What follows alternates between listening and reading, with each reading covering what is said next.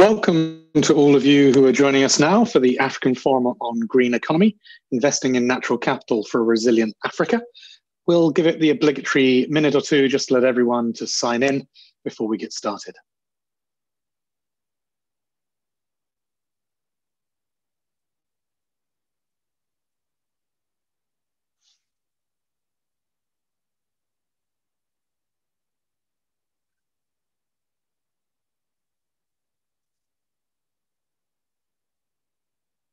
So we're just going to give it a little bit more time to make sure we've got everyone online who wants to join us today.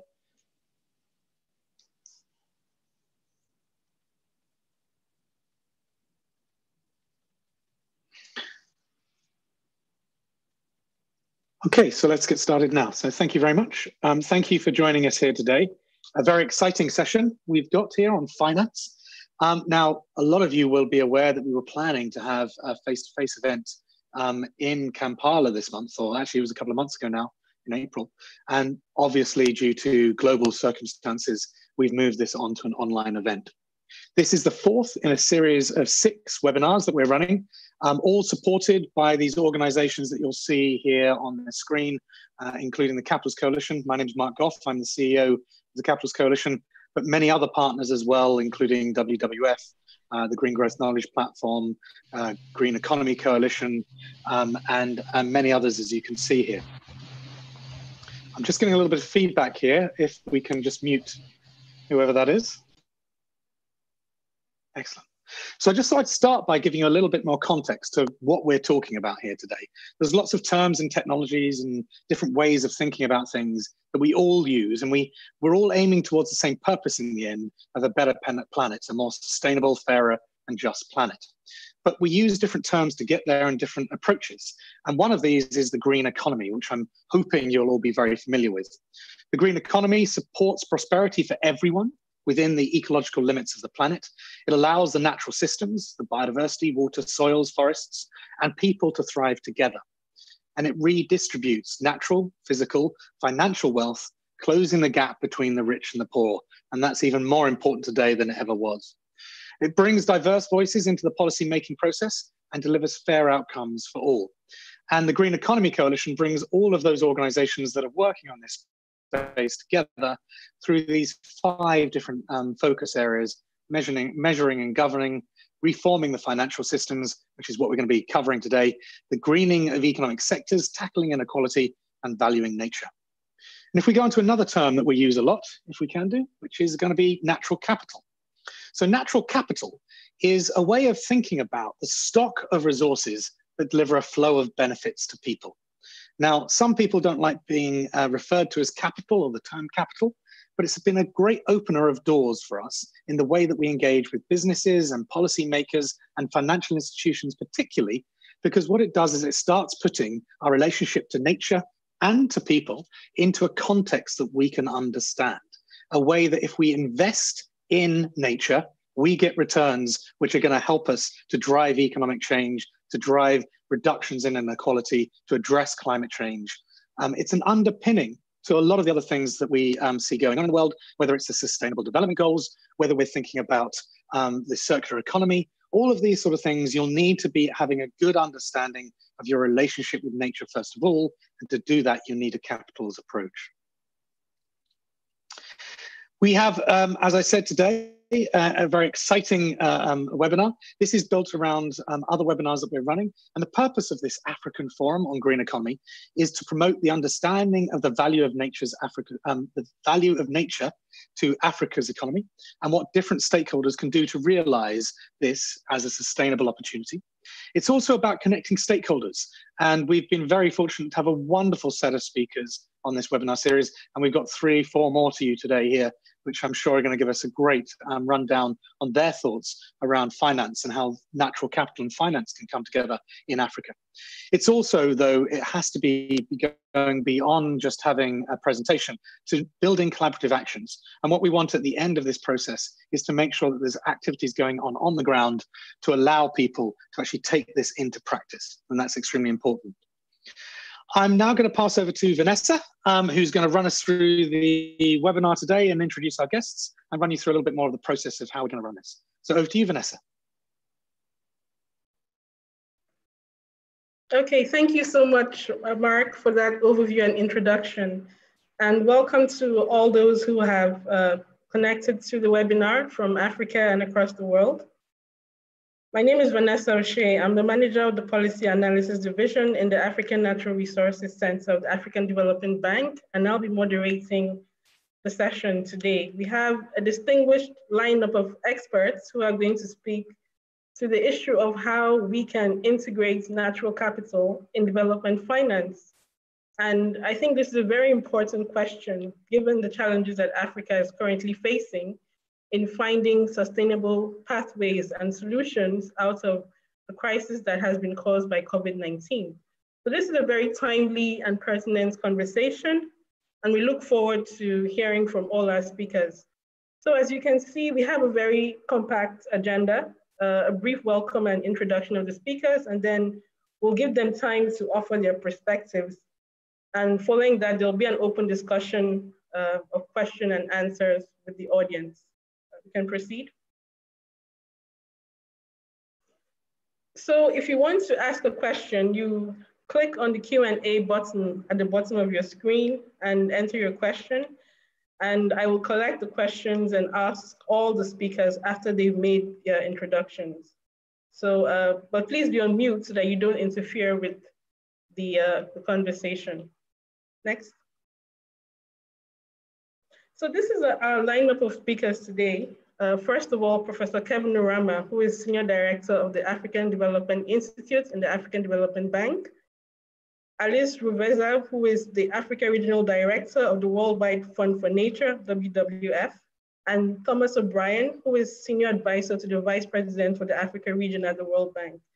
So let me quickly run through their biographies to give you a sense of the experiences and how they can really shape the conversation today. So the African Development Institute, which is headed by Professor Urama, is a focal point for capacity development in the African Development Bank. And it supports efforts to build sustainable capacity for development effectiveness in the AFDB's regional member countries. Professor Urama was formerly the Senior Policy Advisor to the AFDB President on Inclusive and Green Growth, and he's based in Abidjan, Côte d'Ivoire. So welcome, Kevin, to the panel.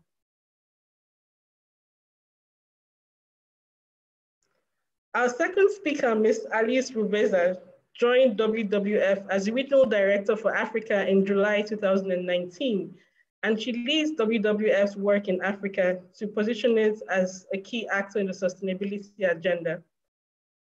Before she joined WWF, Alice worked for Conservation International, first as Executive Director of the Vital Signs Program, and later as Interim Vice President of Sustainable Production.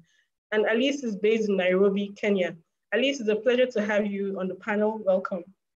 And finally, our third speaker is Thomas O'Brien. Thomas is Senior Advisor on Sustainable Development to the World Bank's Vice President for Africa.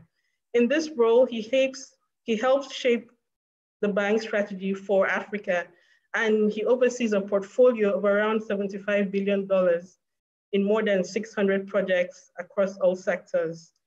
He's worked on country programs in Kenya, Rwanda, Uganda, and Eritrea, seeking to reduce poverty and promote shared prosperity. He's also provided policy advice to ministers of finance and other policymakers. And Thomas is joining us from Washington, DC. So welcome, Thomas.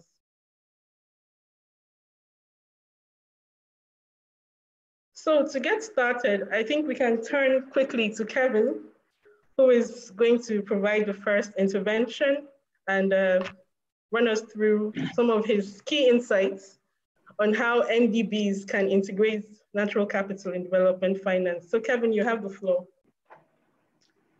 Okay, thank you very much, Vanessa. Thank you, colleagues, and thank you to all the delegates that have joined us this afternoon, depending on where you are joining from.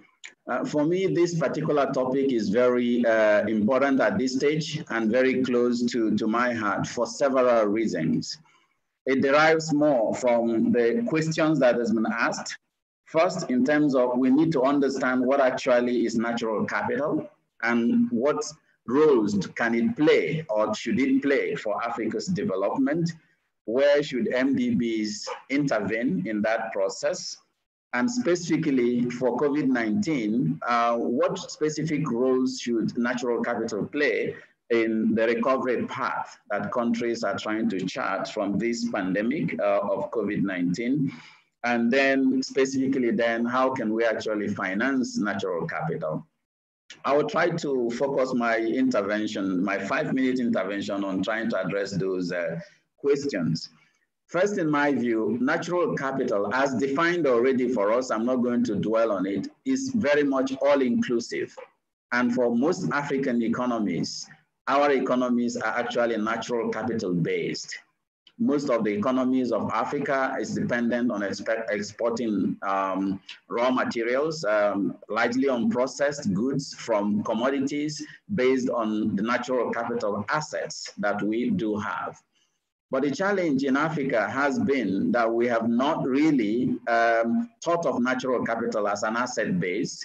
And therefore, people always think of it as something you just need to extract and sell and make the financial capital money for development. And until you have extracted it and sold it and made the money, it doesn't count to your GDP growth as we know it as at the moment.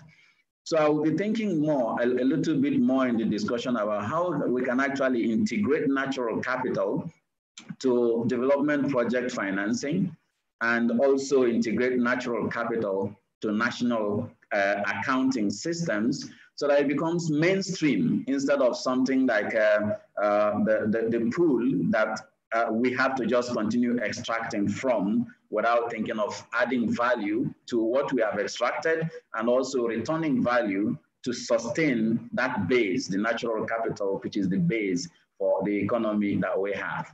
From that perspective, it's already clear to me that natural capital, in my perspective, is more of the main buffer for African fiscal and monetary policy. We have seen in COVID-19 all the huge stimulus that has been released by different countries, but Africa is constrained because we don't have enough of the financial capital. So how are we going to be able to then integrate natural capital into that thinking so that at least it can become something like a guarantee for access to other forms of capital that we need for development? So these are questions that I'd like to ask as we go forward in this seminar. Then the other point is the opportunities for MDBs. Development finance institutions, I see, based on how I have defined natural capital, has huge opportunities to actually invest in natural capital in order to achieve the development objectives that we all have in MDBs, which is to increase development effectiveness. One is through what is been described as nature-based solutions. And in my view, all solutions we have on Earth is actually nature-based. So how do we ensure that when we are investing in an infrastructure project, that we're actually not destroying the nature, which is actually the source of the infrastructure project? Whether you are building a road or building a house or building a port, you take from natural capital in order to build that. But in the current feasibility studies, we think about other returns, and we're not really thinking very carefully about the value of that natural capital that we're either destroying or enhancing by creating that infrastructure that we're investing in. So I would like us to think a little bit more about the nature-based solutions, so that we actually think about investment as circulating natural capital from one form to the other, without actually destroying it. So that will lead to the sustainability we've talked about. Then the other point I want to highlight is beneficiation. This comes to mind a lot when in the extractive sector. So we need to ensure that when we are extracting natural capital, we're not, as Africans, we're not just extracting it to sell it raw, but we actually add value to it so that it can earn more of the financial capital that we normally go for in terms of GDP growth and so on, and then be able to feed back in terms of investing in maintaining that asset base, which is the natural capital that we have. So I've talked about this, then that will also lead us to the next stage of investments, which is the value chain development. we need to think about gold, from the raw gold to the gold and the main street shops that is selling. Diamond in the same way, water in the same way, land in the same way, soils in the same way, rare earth minerals in that same way. So when we are investing in natural capital, it's not just to invest to extract them, but actually think about the value chain, the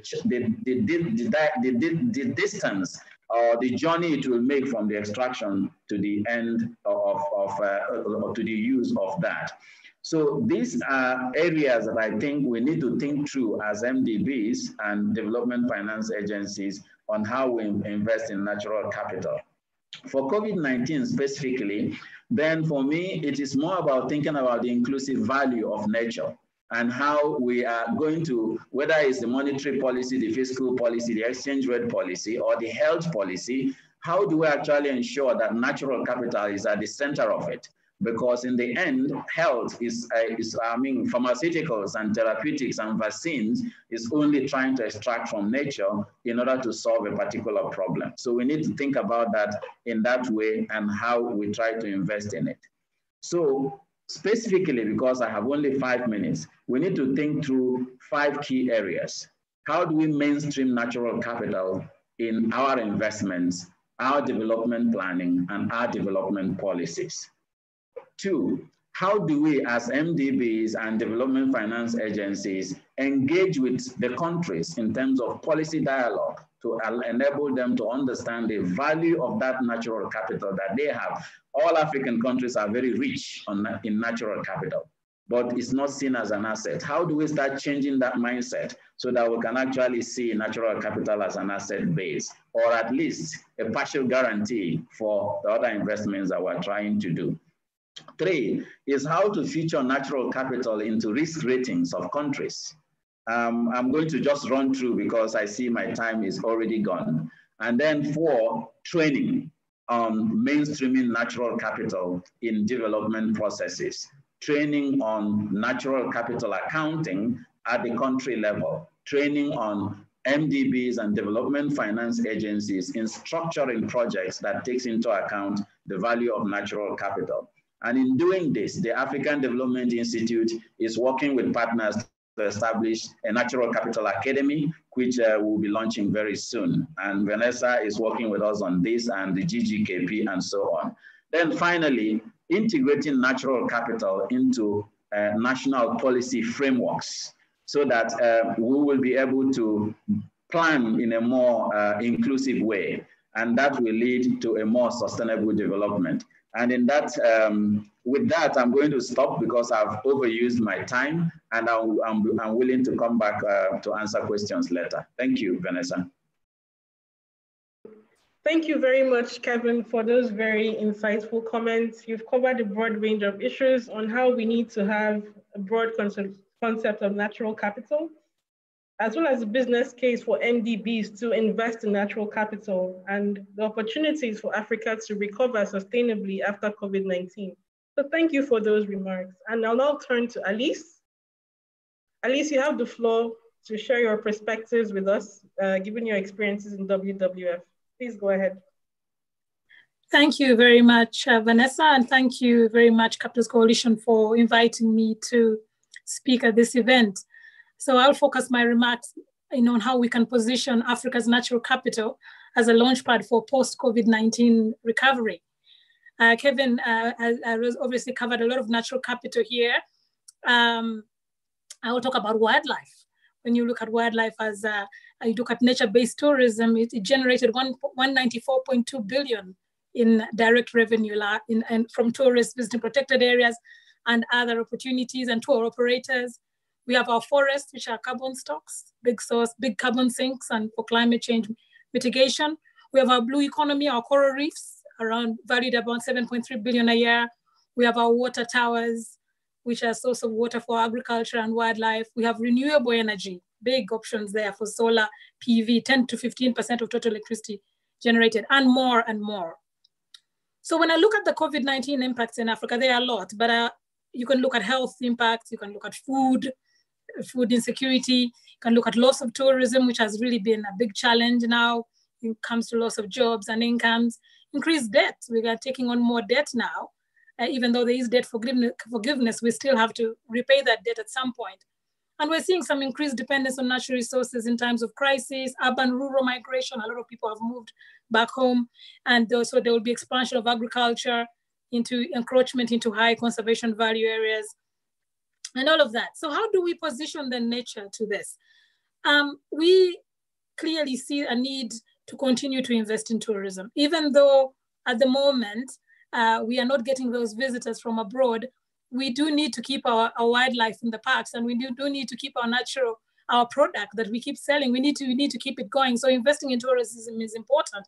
And it's also important in terms of its multiplier effects for other sectors. And so it's something that we want to see that. In terms of food, we see an opportunity now for nature to play a strong role in healthy diets. We have our traditional foods, as you know, part of our culture that we can take advantage of. They're from nature. We have our orphan crops, millet and teff and yam and cassava, high in magnesium and fiber. They provide income for most of our farmers, and they also serve as staples in local diets, and they're already locally adapted to our climate. Nature-based solutions, Kevin talked about this. I will add green jobs through restoration. You have your AFR 100, your Africa Forest Landscape Restoration Initiative, you have your Great Green Wall. All those are things we can really put some effort on in terms of providing jobs. Renewable energy I mentioned, carbon stocks I mentioned, debt for nature swaps. We have our nature, our natural capital. Seychelles, we know it has its blue bond, where it managed to leverage its natural capital in return for a bond. We have our resilient infrastructure, which we can talk about, whether it's about restoration of natural areas that reduce resilience to floods and drought and hurricanes, all of that. A recent study shows there's a net benefit of 4.2 trillion from investing in this. Huge. And reduction of future pandemics through adopting a One Health approach that you may have heard about, making sure we are linking human health, natural capital, and environmental health. So for MDBs, obviously Karen has already covered that. So what I will add here is obviously that MDBs are very good at serving as intermediaries between countries that need to invest in projects and private finance. The Kenya government, for example, benefited from the African Development Bank, WWF and others in developing its green economy strategy and implementation plan. And this later resulted into a green bonds program in Kenya, a partnership that allowed WWF to develop the first green bond policy in Kenya, leading to an issuance of about 4.3 billion Kenya shillings to develop the largest sustainable student hostels in Kenya. So we know that the MDBs play a big role here. And we further call on them, obviously, to introduce environmental risk assessment and conditions into the packages that they give. I think Kevin already covered that. They are doing that. But also to de-risk private sector investment, because we know there's a lot of interest in private sector investment in Africa. But the question you always hear is that where are those bankable solutions? And I think I see the role of MDB helping that and doing that blended finance and helping the governments to do that, including those debt for nature swaps and debt for resilience. But for me, as someone who works in the conservation sector, I also see a lot of conservation finance as playing a role in here. You know about the GEF, about the RED Plus, the Global Environment Facility, the Green Climate Finance, of course, lots of impact investors interested in generating measurable social and environmental impacts as well. Great opportunities there. Conservation trust funds, opportunities there, trust funds for various things, whether it's water funds, whether it's wildlife, green bonds, I've mentioned those, conservancies. Here we have a lot of conservancies and community livelihoods there. But the one point I want to finish with that we are not talking about today, and I think is extremely important, is the investment in human capital. So it is not just natural capital, but we must invest in human capital. We need healthy and productive human populations for us to go forward. We need local knowledge and expertise, local innovation.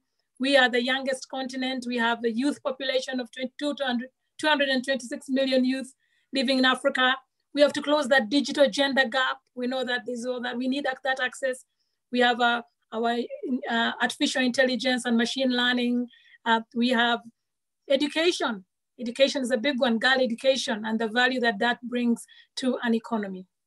Thank you very much. Over. Thank you very much, Alice, for those insights. Very instructive, and I totally agree with you. You defined a broad range of nature-based solutions that we already have at our fingertips. And as you said, the key thing is to incentivize them and de-risk investments. So thank you for those insights. I'll now turn to Thomas to give us his intervention, perhaps following on from the issues that Alice has highlighted on how we can bring in the private sector in a very constructive way into the natural capital space. So Thomas, over to you. Thank you, Vanessa. Good morning from Washington. Good morning and good afternoon to my colleagues in Africa and Europe. And thanks very much, Vanessa and Kevin, and also Alice, great remarks. And by the way, on human capital, I couldn't agree more with you. When I'm not working on climate change, that's the other big topic that I spend all my time on. So if folks are interested, if I can beg your indulgence, not to take time now, but I'll send you a very interesting piece that we've been doing on this topic, Alice, because I 100% agree with you. So if I can just move the slide forward a little bit, I just want to give the colleagues on the conference call a flavor of what we've been doing, so you can get a sense of how this looks from an institution like the World Bank's perspective. And I'm going to emphasize the natural capital part, but I just want to set it in the context of our overall work on Africa and climate change. And it's a fascinating topic because Africa is the continent which has done the very, very least around the world to contribute to climate change, and yet it's the one which is hit hardest. And frankly, that's unfair, and but it's something that we've got to deal with.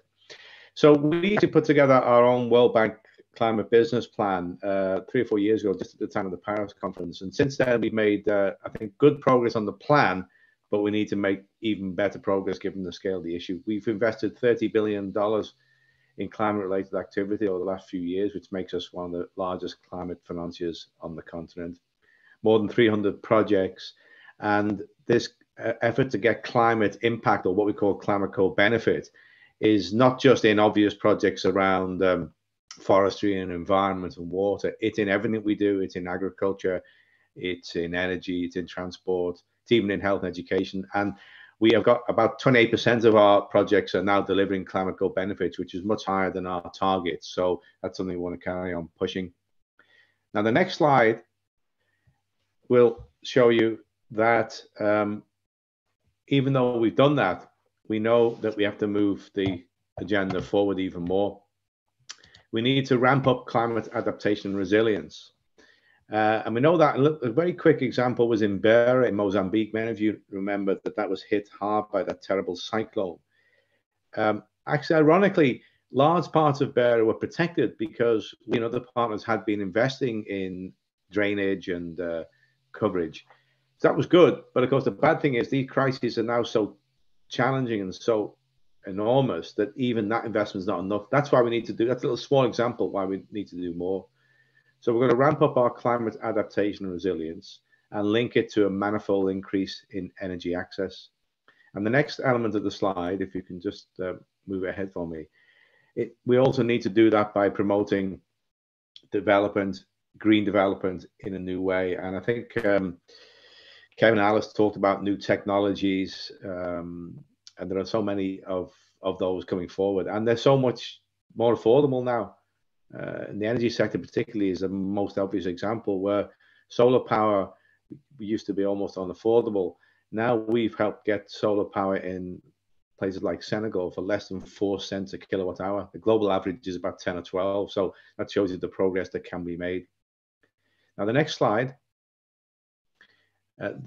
just move it one more forward, please. So the next slide is, we've had this business plan, but as I said, we want to do more. We need to do more. We need to do more with our partners. So we're just developing what we're terming our next generation Africa Climate Business Plan, and we're making that available to folks shortly for comment and input.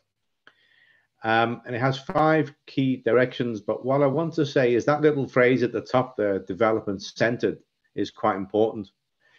I think we're all hopefully on the same side here, but I just want to explain, we approach issues, yes, from a climate angle, but also equally, if not equally importantly, from a development angle, what's going to help people get better livelihoods? What's going to make economies grow in a sustainable level, a sustainable way?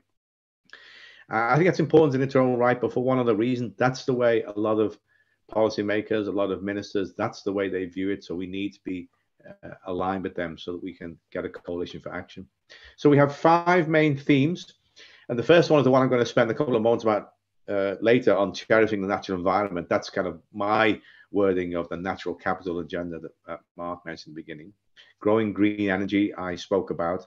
Food security, absolutely critical. Building resilient, clean cities, because more and more Africa's population is becoming urbanized. In Kenya, I think our speaker was from, it will be 50% of the population in urban locations by 2030. And last but not least, protecting against climate shocks, because no matter what we do, those shocks will be there. The next slide shows that we're also going to connect 2 elements there on climate macro policy and resilient infrastructure. But I did promise to spend a couple of moments towards the end giving you a flavor of, well, what's the type of contribution that we have been making and can make on cherishing the natural environment. And I want to give you just a handful of examples. The first on the left there is something called the WACA project, West Africa Coastal Areas Initiative. 6 countries, more than 2,000 kilometers of coastal line, and that's being eroded more than 2 meters a year. I was out in Benin just a few months ago, and you can see that the coast is collapsing and houses and people and communities are being affected. That's just one example, but it's 2,000, 20 million people's homes and livelihoods are at risk. So we're helping our countries invest in ways of reducing coastal erosion and flooding, protecting people's property and livelihood, and changing their way of doing things so this coastal erosion becomes less intense.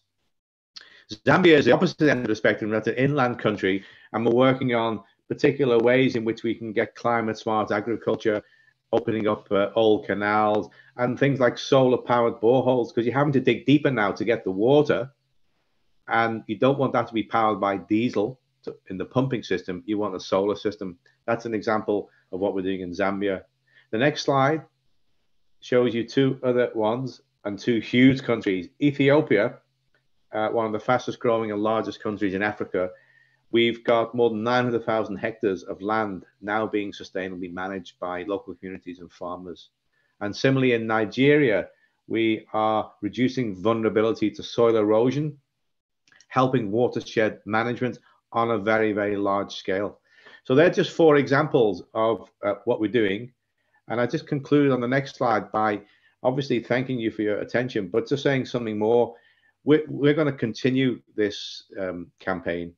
You can count on us as a strong multilateral supporter. We're going to be putting substantial amounts of our effort, expertise, and resources behind this. The need for action is bigger than ever, and we're looking to both develop partnerships and collaboration so we can do this even more successfully in the future.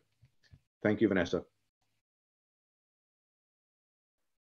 Thank you very much, Thomas. That was very insightful to see the very practical ways that the World Bank is incorporating natural capital issues into its projects in several African countries.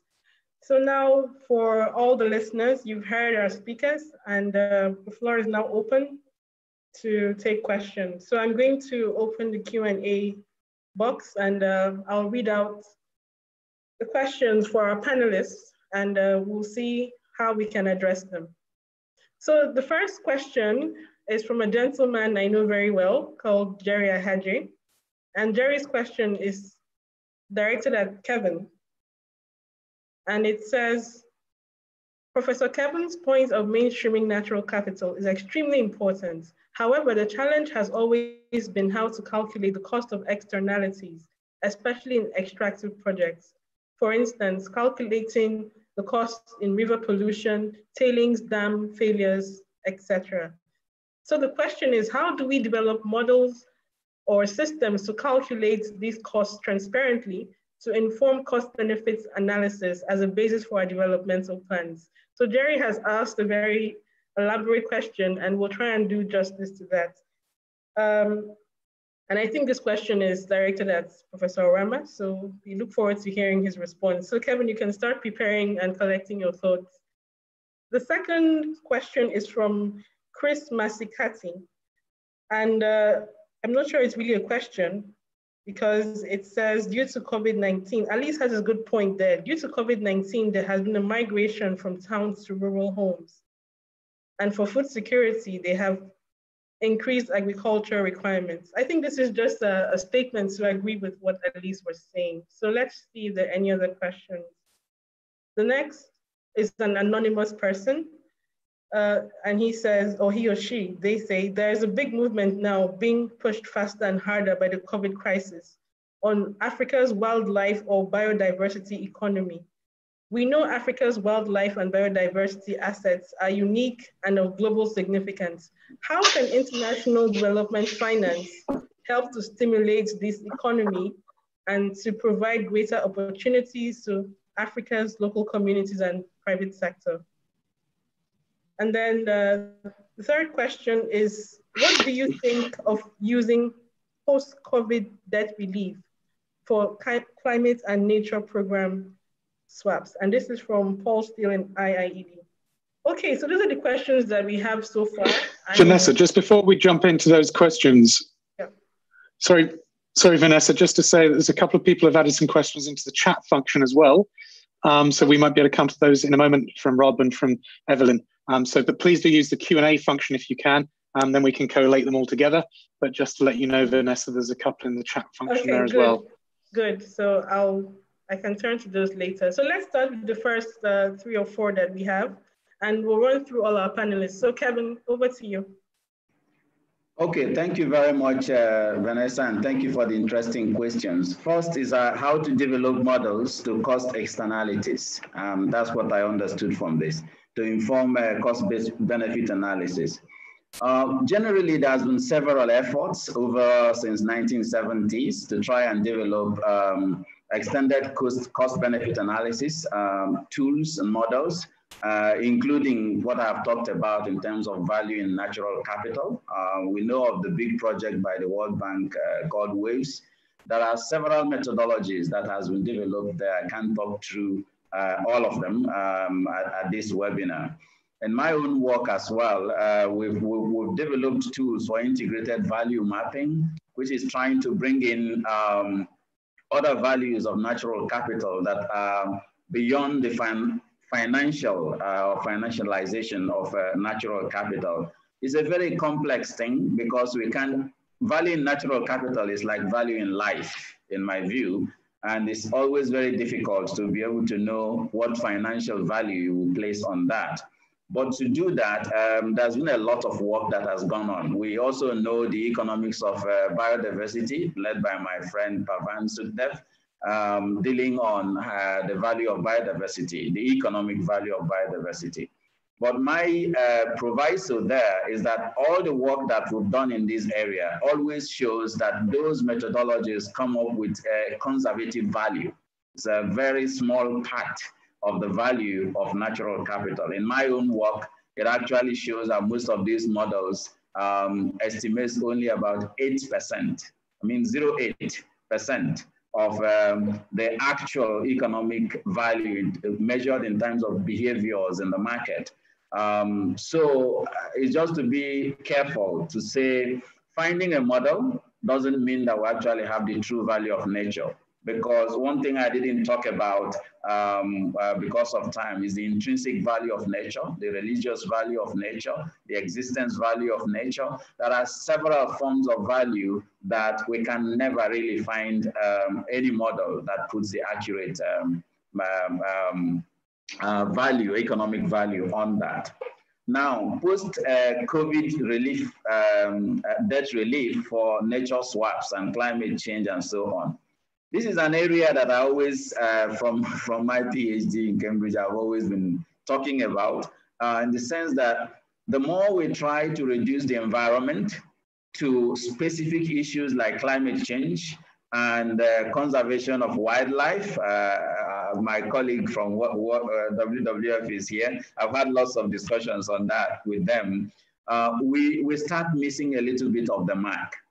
because it is not okay to say, let's just focus on climate change, in my view, because development happens in 3 angles. And the Sustainable Development Goals paradigm shows us clearly, we have the economic angle, we have the social angle, and also we have the biophysical angle, which is people now refer to as natural capital. But then you find that without one or the other one cannot sustain for a long time. So my concern as an environmental economist is that sometimes we try to push towards the green beyond so much that we try to see it as conflicting with the economic and the social. And what I really advocate is a balance where we take into account the environment, we take into account, the natural environment, we take into account economic growth, and we also take into account social equity. Because without all these 3, you cannot get sustainability. And so my argument is that keeping the forest in order to maintain natural capital, while people under the forest living there are poor and dying, is sustainable poverty. And that's not sustainable development. So we need to think about how to balance our approaches towards all these things so that we'll be able to get what I would prefer to discuss, which is more of an inclusive development, where we include the social, the biophysical, the social, and also the economic aspects of growth and development so that we can get sustainability for the long term. I'll stop here because of time as well. Thank you very much, Kevin, for that detailed response. So Alice, very quickly, can you respond to the questions, any of the questions which you feel are most relevant to your experience? Let me unmute. I can probably respond to the question on stimulating international development finance, stimulating the economy, this economy or wildlife and biodiversity economy. So, we already know there's a huge wildlife and biodiversity economy in Africa. And I mentioned that obviously because of COVID-19, we are not seeing international tourists come through. We've also had to close some of the parks due to health worries as well.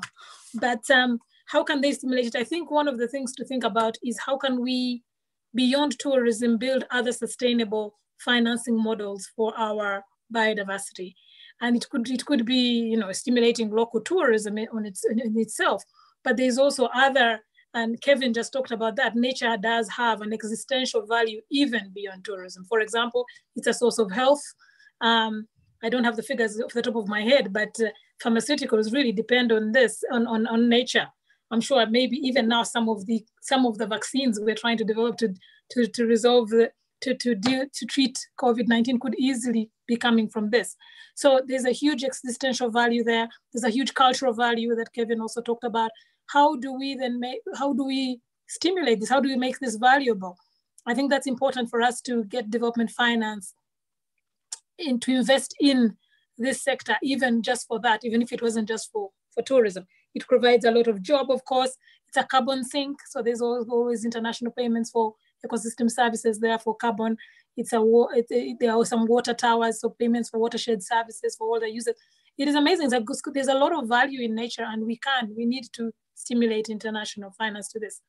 On debt for nature swaps, yes, I think it's worth considering. It's worth considering. It's worth looking at how the ones that we have, not just Seychelles, but even the previous ones that we've done in Africa and all over the world have worked. And I think it's not that you sell your nature for that, it's actually how you can leverage that for a sustainable future. So I think it's worth, I think it's worth considering, and it's worth a discussion. It's worth a future discussion on the next forum. Thank you. Thank you very much, Alice, for that intervention. So again, very quickly, we'll turn to Thomas. And there are two additional questions that Tom can pick up. I'll just read them out, but they're all in the Q&A. The first question is, how do we assess and stop over-reliance on wildlife for food during the pandemic period? And the second question is, how important are effective and sustainable transport networks to support the green growth agenda and support natural and human capital? It's actually two questions. And then it says, how can transport corridors be designed with these aims in mind? So Tom, over to you. You can respond to these two and the previous questions that we collected. Yeah, thank you. So the question from Evelyn, I think, is a good one about over-reliance on wildlife for food during the period and in the future. So I think there are at least two answers to that, Evelyn. So the first, which we're involved with, is in this pandemic, when there are people who are being pushed back into poverty and becoming food insecure. One of the answers is social protection programs. And that actually links to the point about protecting human capital. So in more and more countries that we've worked in Africa, there are now social protection programs. Some are small, but actually some are quite large and some are mainstream. So one way to try and minimize the over-reliance on wildlife in certain communities for food during this pandemic is to help with alternative mechanisms, including social protection programs, which give people at least something to keep them out of the most desperate situations. So that's the kind of near term. And medium term, I think the reliance on wildlife and food and that connection is all about the human-animal interaction and conflict and climate-smart agriculture. And that's why I mentioned a big part of our agenda is on food security. And we have a whole range of programs involving in that. And it's about food security in a climate and biodiverse sensitive fashion. So that's a brief answer to that question. And Rob's question on the transport thing is also a very nice one, because I think he brings out, there's some elements of complementarity, but there are also elements of contention as well. And the answer is yes, it's very important. And we're doing a couple of things. One is in the urban setting, which I did mention, because I think more and more now Africa is becoming urbanized over the next 2 or 3 decades. We have to have transport and land planning, which is more environmentally friendly in the urban settings. And we're investing in green bus rapid transit systems. We're doing one in Côte d'Ivoire, for example, which will be using electric buses, basically using much less polluting technologies. So number one, in the cities, we need better land planning and we need green transport in the cities. And then I think transport corridors more broadly across the individual countries need to be planned out with two things in mind. One is sensitivity to the natural environment. We've done that in South Asia. We've been able to build roads, railways, and other connections to avoid damaging the most cherished and precious part of our natural environment. So that's one approach. And the other approach, of course, is to build the resilient infrastructure so that itself, it doesn't have to kind of continuously being rebuilt and using natural resources to do the thing twice, 3 times, where if you do it once and do it properly, you can get it right first time. So there are a couple of ways in which we're trying to work on those 2 items that our questioners put forward. Thank you. Okay, thank you very much, Thomas, for that response. So we have 2 more questions which I want to put to the panel. One is actually directed at Alice. And then the final one is something I would like us to close with, because it challenges us to think a bit deeply. And I think it captures the essence of the entire discussion today. So the first question for Alice, it's a bit long, but I'll read the key highlights.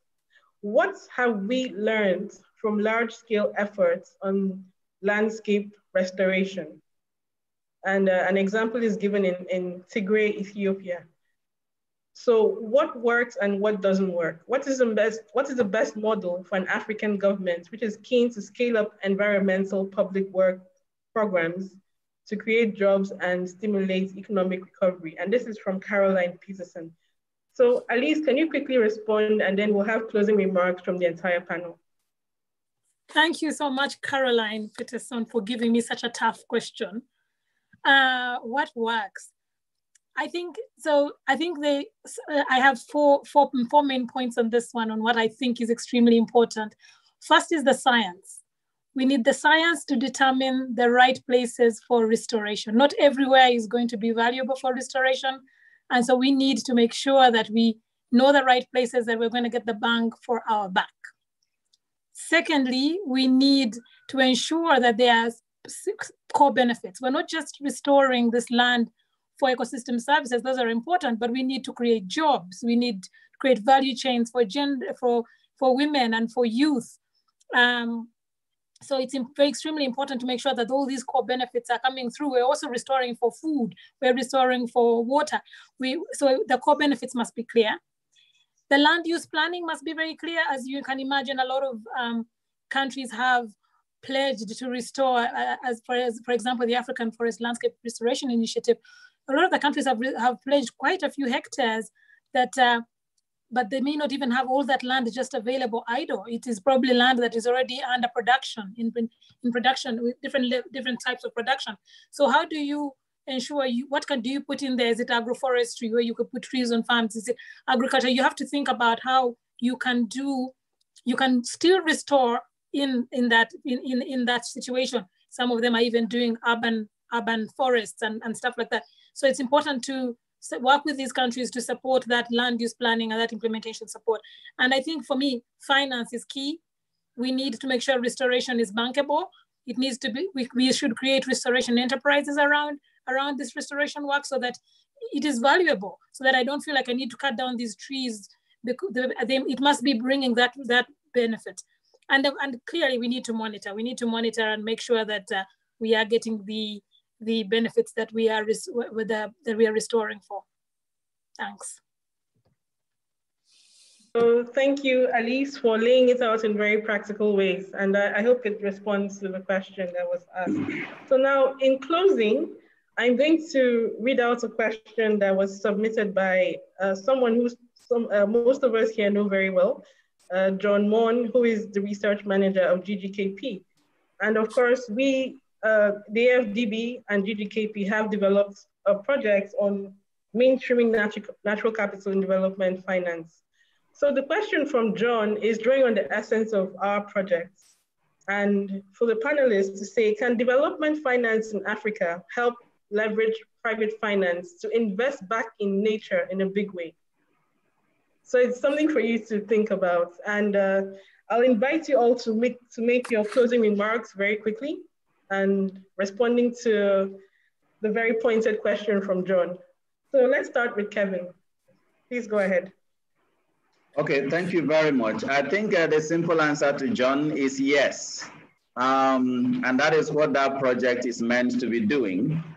We've been working on this, and as you know, Vanessa, that we are making some progress on that. And I would like to, before I lose the mic, announce to the team that, that we will soon be putting out a call for what we call a global community of practice seminar that will be focusing on basically addressing these questions. So I would like to invite all of you, once that is out, to be able to join so that we can have a more discussion on that. And I've already started laying out in my opening remarks areas and aspects where the development institutions like the African Development Bank, World Bank, and the rest of them should be thinking through. Because actually, there is no economy in Africa without nature in many, many ways. So we need to make sure that we actually start rethinking how we look at nature as something for which economic activities have externalities on, but think of nature as an asset base from which we actually develop our economies. So that rethinking is very, very important in terms of the conceptualization. And I want to emphasize that because at the moment we seem to regard natural capital as something out there, nature, that we need to harness through tourism. Let's go see it. But natural capital for me is beyond only the aesthetic value of nature. It's more than that. So the answer again, I would say is yes, we can. And I want to actually say, yes, we should. Because without it, we will not be able to achieve sustainable development. And this is a full project that is before us. And I'm hoping that 2-3 years down the line, we will have all the answers. At the moment, we just have all the questions on how MDBs and development finance institutions should be able to do it. But in summary, capacity development, is a very key thing, because at the moment, we still do not think about natural capital the way we should. We are not factoring it into our national accounts as the way we should. We are not factoring it into our development project finance the way we should. So training and capacity development is a very key area, and that is why we're establishing that Natural Capital Academy that I have talked about. Policy dialogue is very important as well, because we need to get policymakers to still rethinking how they think of natural capital and how they factor it into their development policy making, and so on and so forth. And then the private sector cannot function in an economy if you don't have the environment. So that's why I'm talking about the policy, so that we can have a government-enabled private sector interventions and investments in natural capital. And then the next thing I've talked about is using natural capital as guarantees for both public and private sector investment. We'll have to work out how this can be done and how this should be done. That's part of the challenge of that project. Thank you very much. Thank you very much, Kevin, for this closing remarks. So Alice, you're next up. Yeah, the natural the guarantee, Kevin, is that debt for nature swap that I was talking about. Yeah, I agree. I agree that yes, and my answer was also yes, that we can and should leverage private finance. In fact, I gave you the example of the Seychelles Blue Bond, which I think was subscribed by 3 institutional investors, a guarantee from the World Bank, and a concessional loan from the Global Environment Facility. That is a perfect example where you have blended finance that brings in both private sector, public and private finance. So yes, it is possible, and we should absolutely do more of these, more and more for our natural capital. And thank you very much once again for the opportunity. Thank you, Alice, for keeping it short and simple. And so finally, Thomas, can you share your closing remarks with us? Thank you, Vanessa. So again, John, the answer is yes, but it's yes, although it's going to be pretty tough. It's the short answer to leveraging the finance. Let me just be quite transparent with you guys. Remember I talked about the bank, we put together our Africa Climate Business Plan at the Paris conference, so the last 3 or 4 years, and we've exceeded our targets. However, the one that we didn't succeed in, just to be quite transparent, was the leverage target. We were hoping that we'd put our money in and we'd be able to leverage substantial other finance, and we didn't succeed in doing that, which I think shows you, John, and other colleagues, we've got to carry on trying, and I think we can. And I think Alice gave a couple of good examples that we've been involved with ourselves in Seychelles and elsewhere. However, it's more difficult than we thought. So the good news is we can still try, and I think we can achieve, but it's going to be we need to work very hard on it. So my closing message is to thank you for organising the great session.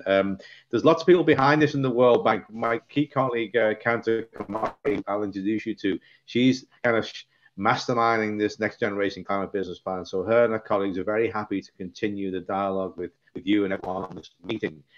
And I just want to leave you one message that please be assured, hopefully we agree on many things, we may not agree on everything, but I think what we can have a complete common ground on is that in the World Bank and the Africa region, we're 100% committed to cherishing the natural environment, protecting, preserving, and valuing natural capital, and tackling climate change, and making that approach to climate change development centered.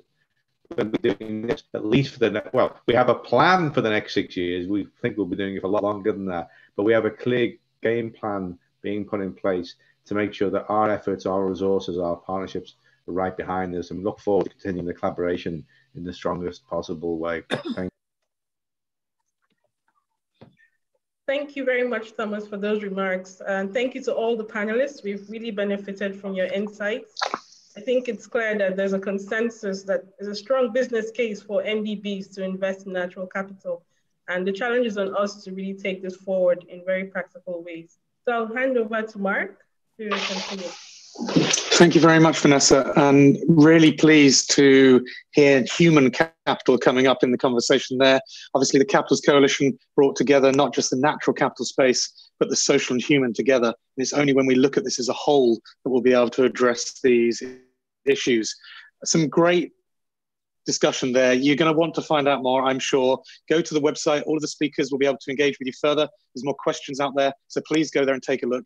Next week, we've got data coming up, a really big issue. I know Alice has done a lot of work on data in the past, and everyone has. It's always told to me it's the biggest problem we've got out there, and yet there's a lot of data there. So it's not about there's not enough data. It's about making sure it flows to the right people in the right way. So how are we going to address that? That's going to be a really big one. And then we're going to close off the series with something about change. How does this all lead to action? That's what we've got to get to at the end here. As Thomas was just saying, as Kevin was saying, as Vanessa and Alice have both been saying, we've got to get into actual application and change here and not just talk about it. Thank you very much for your time today. I hope you've enjoyed it. You can access this webinar and many others on the African Forum website, and we'll speak to you all soon. Take care. Bye-bye.